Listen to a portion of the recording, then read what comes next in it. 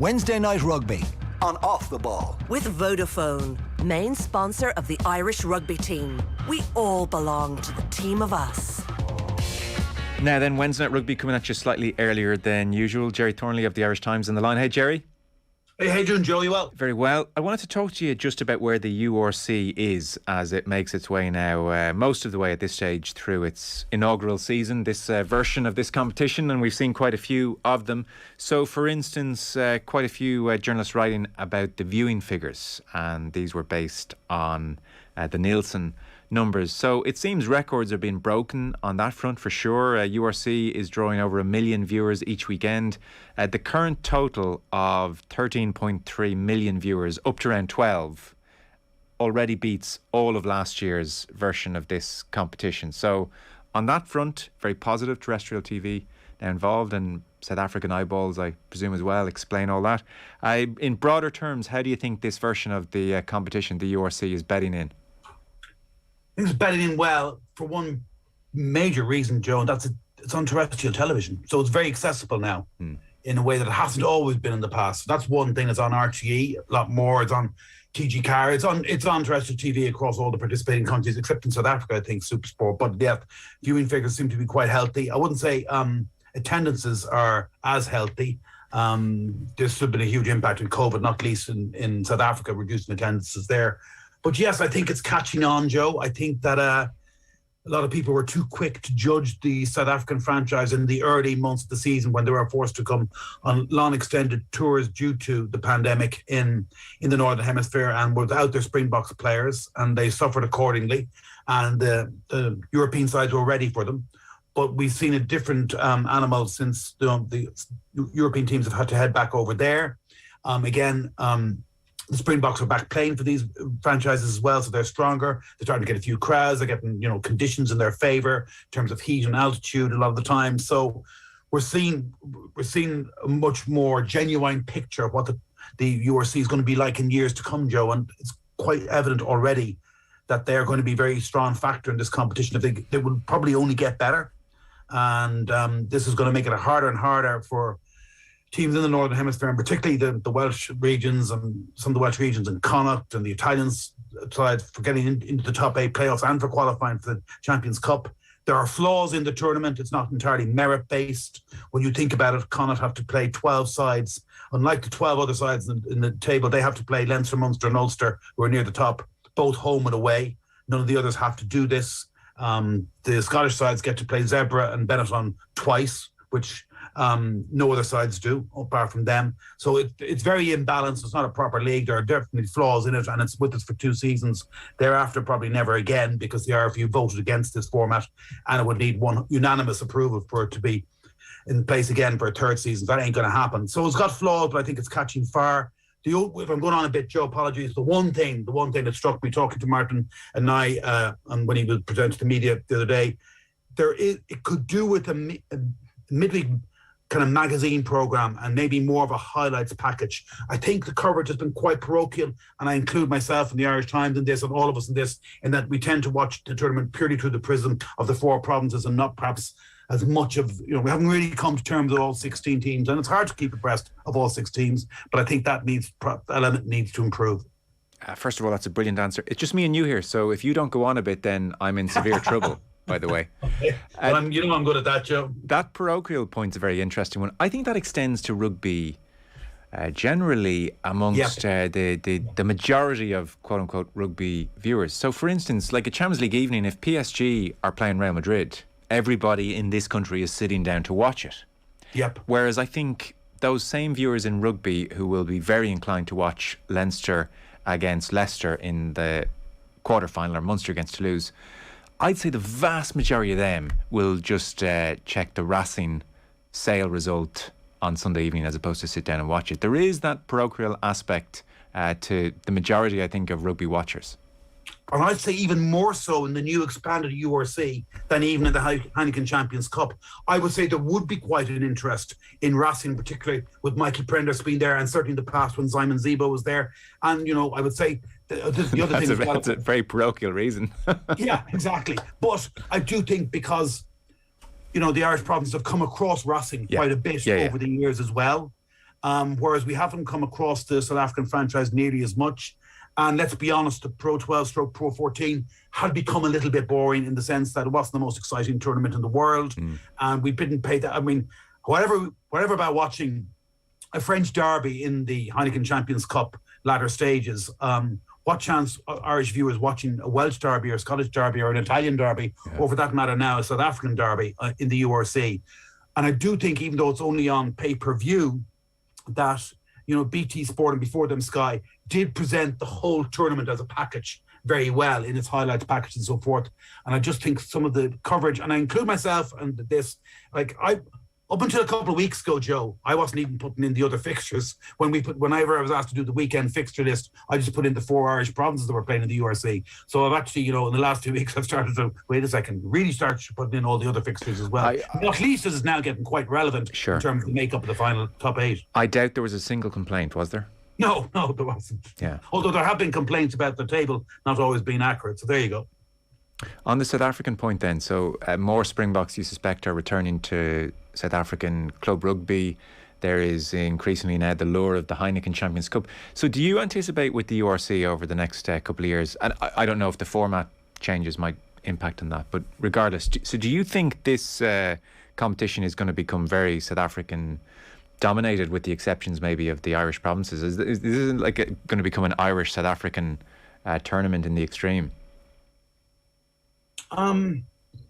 I know it's been slightly distorted by the fact they've got the home and away fixtures against Zebra and Benetton, but the 2 Scottish regions are going quite well this season. They both look like they're going to get into playoffs. They both outperformed the Welsh. There is a lot of talk in Wales about, you know, bringing frontliners home and increasing the budget and making the Welsh regions stronger again. I think it's going to have to force teams to pull up their socks, Joe, because otherwise it will be an Irish South African carve-up. So it'll be interesting to see the effect of it. I don't have a crystal ball, but I know where you're coming from. I do feel that it's already having a strong kind of South African-Irish feel to it. But I do think South Africans get stronger and stronger, and it's going to be tough for Connacht to keep pace with them as well. Well, I know even from talking to Matt Williams, I don't want to misquote him, but like one of his big arguments for not having South Africa ever in the Six Nations is he thinks they'll basically win it 8 times out of 10. Yeah. There is that fear, but it will up standards. We all wanted this. Remember talking with Andy Dunn in this program last week?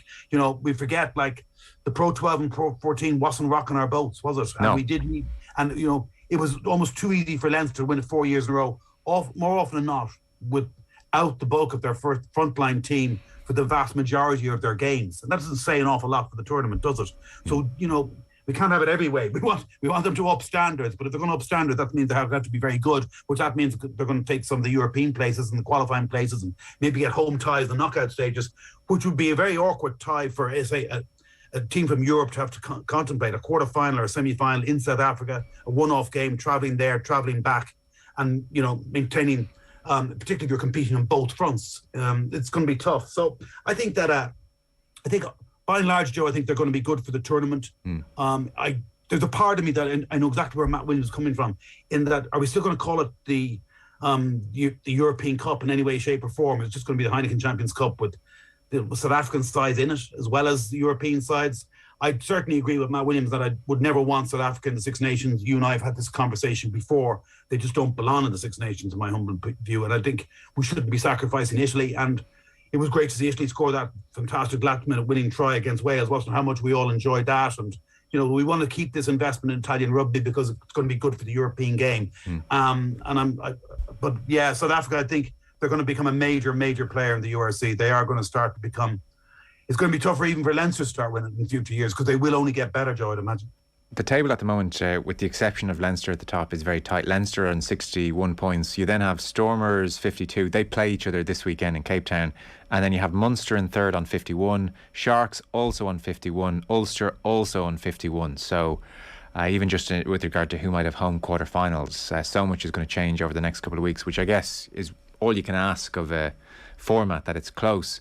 On Leinster, quite an extraordinary situation, really, whereby Stuart Lancaster and the frontline players are all at home in Dublin plotting for Welford Road, and it seems Leo Cullen and Dennis Leamy, amongst others, are out with the Leinster squad in South Africa. There are not many team squads in the world who could manage that kind of arrangement. Very interesting. It is. would they have been able to do it had they did not have a kind of like a 10-point buffer going over for those 2 games in South Africa? Like, if all else fails and they lose these 2 matches, they can still seal a top 1 seeding by beating Munster in their last game at home. So in a sense, they had earned the right to do this through their performances in the URC. Whether they will have such leeway in the future with a sizable chunk of points in the bag, I doubt it. I think it's a bit of a one-off. You've got to remember as well, Joe, this is all new territory, even for Leinster, in the sense that if you factor in, there are now effectively 5 knockout matches in Europe, as well as 3 in the URC. If you include the last 16 2-legged tie, that's a first. We've never had 8 knockout matches, and it's now, but after this South African leg, it's pretty much knockout matches all the way. Leinster would hope they'll have 6 knockout weekends. Realistically, when you factor in the frontliners play November tests, 6 nations, and have still to go to New Zealand, there's only so often you can bring them to the well. Like, they just can't possibly play all these games, and it does mean they're going to be in a better position maybe to take on Leicester in the quarterfinal. And let's be honest, much as the URC might be improving, possibly to the detriment of the URC, we view the Heineken Champions Cup as the be-all and end-all in Irish rugby. Yeah. I think that's even evident when I went to the Kingspan last Friday for the Munster match. The amount of empty seats and empty space in the terracing, and the generally flat atmosphere and the flatness of the Ulster performance in the wake of going out of Europe to Toulouse. We just, and Leinster fans and Leinster themselves are no different. They judge themselves through the prism of how they go perform in Europe. And over the last 4 years, they've won the equivalent of the URC each season, but the last 3 have been deemed relative failures because they've gone out in Europe. Dennis Leamy on the move is the interesting reporting this week as well. He's been at Leinster for this season as their contact skills coach. The reporting is he's going to go in with Graham Rentry as his defence coach. Leamy seems to be really raved about, and there's the sense is he's a really shrewd operator, and this is a very good acquisition for Munster. Yeah, he's a smart boy. He eats, sleeps and drinks rugby. He's a Munster boy, obviously, through and through. A marvellous bit of a firebrand flanker, a real Munster dog of war, but a very smart boy and knows his rugby. I first heard very impressive things about him when he was coaching young Munster. I know Ronan O'Gara rates him highly as a coach. Leinster don't hire duds for their coaching ticket. They've always had the best of coaching teams, don't they? It's a badge of honour if you've worked in the Leinster backroom team. And it would be an obvious move for Graham Rentry to try and bring him back to Munster. He would be hugely popular there as a forwards coach, and maybe bring back Mike Prendergast as an attacks coach as well. They would look the 2 most obvious choices to be part of the ticket, yeah. Before the clock comes against a slightly shorter version of Wednesday Night Rugby this evening than other evenings. I really thought I was going on a bit too long there. No. As I suspected it would, the England defeat has prompted much talk about the state of the women's game in this country, and there's been talk of professional contracts, and tacitly, one way or another, Greg McWilliams and Niamh Briggs have said, look, this professionalism or certainly contracts are in the offing, and I think the RFU still have to appoint a head of women's performance and pathways, which is a new role as part of the fallout from last year's failure to qualify from the World Cup and the various reviews and reports. So that's coming, I suppose. The more we talk about it and the more you listen to people talk about it, the more it becomes very obvious just how complex it's going to be to get this right. Niamh Briggs made the point, we can hand out 20 contracts in the morning. Like, what do those players do? Who do they do it with? What does that effect does that have? And then countless other problems down the line. What if 2 of them are out of form in 6 months' time, and then you've got 2 others you want to bring in, or can we even tempt them away from their current roles, their current jobs, which I'm sure a lot of them are very career focused as well. I don't have any quick answers to all this. What shape do you suspect this is going to take, or what are you hearing about the next 18 months, 24 months in Irish women's rugby? Well, I am hearing there are going to be, the top tier players are going to be professionally contracted by next season. That's been in the offing. I think there's a recognition, not just from the performance against England and Wales and how much more professional they are, but also even England and France, but also the Wales game first up. When you look, it's not just little things. It's just not little things, big things. Just the conditioning, the great era conditioning of the English players, and things like a line-out maul and a scrum, which take time to hone on a training ground, are just so vastly superior. But they also have the structures, the underage structures in place as well. They've got under 18 teams, under 19 teams, under 20 teams. So it's not as if England, particularly, and France are standing still. Ireland, even by trying to run quickly, are struggling just to even keep up with them and are already starting well behind. And I agree with you, they have to get all the underage structures in place as well. And I think they are going to do that. There is talk of a kind of, if not a URC tournament, then kind of like a quasi B&I Cup that used to be for the men that will come to place the women's game. I would doubt it's going to be necessarily all 4 provinces. It might be baby steps. It might be 2 franchises from Ireland competing with 2 from Wales, 2 from Scotland, something like that, to give another layer to the below international level. But then they've also got to, increase numbers playing. I believe numbers are up in women's rugby, but it's a long haul, and it's not even the next generation. It's almost the one after that they have to get right as well, isn't it, Joe? Because there's, as I say, they're struggling just to keep pace at the rate that English women's rugby is progressing. Well, in that recent review, I think they estimated 1,400 senior registered female players across the entire island. That's just not enough. No, it's not. It's going up slightly, but it needs to go up a lot more. And there probably need to be more clubs and more club teams and more club coaches to make this viable. But I was talking with you I was talking to Colin McEntee, the domestic games manager. He said that women's numbers are actually up since on pre-pandemic levels, not a modest increase, whereas male numbers are down, particularly adult men. Yes, well, there was a sense of people not returning to their teams, I think, after the absolutely break. When you've closed down for 2 years like that. I would imagine that's the same story everywhere, though. That layer you mentioned there, that sounds like that could really be of benefit. So AIL is just probably too big a jump to playing against England the following weekend, and so that whether it's 1 or 2 or 3 franchises in time seems like a great solution, and that way you can keep 40, 50 professionals. But it would be a loss maker initially, for sure. So, like, who would fund this, do we think? Yeah, that's a good point. I don't know. It is like a lot of women's rugby at the moment is still loss making. You know what I mean? It's a relatively fledgling professional sport. And like I say, there's no prize money for the Women's Six Nations, but there's very little prize money around in rugby, even in the URC or the Heineken Champions Cup, whatever. It's the Six Nations is, the money provider for pretty much everything in Irish rugby, and I'd say for the Welsh and the Scottish as well, and it funds the whole game going all the way down to grassroots level and all the way up through the pyramid. But if you think back to the mid-90s when the game first went professional, and Irish rugby initially struggled to keep pace with England and France, a lot of what's happening in the women's game now mirrors that then, and the gap was bridged by the provinces, not by the clubs. There was even silly talk maybe of potentially the clubs representing Ireland in the European Cup. Obviously that would never have worked. And even the provinces to begin with weren't properly equipped to cope. Like, Munster conceding over 60 points away to Toulouse before eventually beating them in Bordeaux in the 2000 semi-finals. That was only after the entire squad was made professional. We are out of time. Thank you so much. Appreciate it. Not at all, Joe. Good talking to you as ever. Cheers. Gerry Thornley of the Irish Times with us there on our Wednesday Night Rugby this evening, which is with thanks to Vodafone, main sponsor of the Irish Rugby team. We all belong to the team of us. Short ad break. Eric Donovan, by the way, on the way after 8 o'clock, talking Katie Taylor, Amanda Serrano. Wednesday Night Rugby on Off the Ball. With Vodafone, main sponsor of the Irish Rugby team. We all belong to the team of us. Could you tell the difference between a cancerous mole and a non-cancerous mole? At Dermview Dermatology,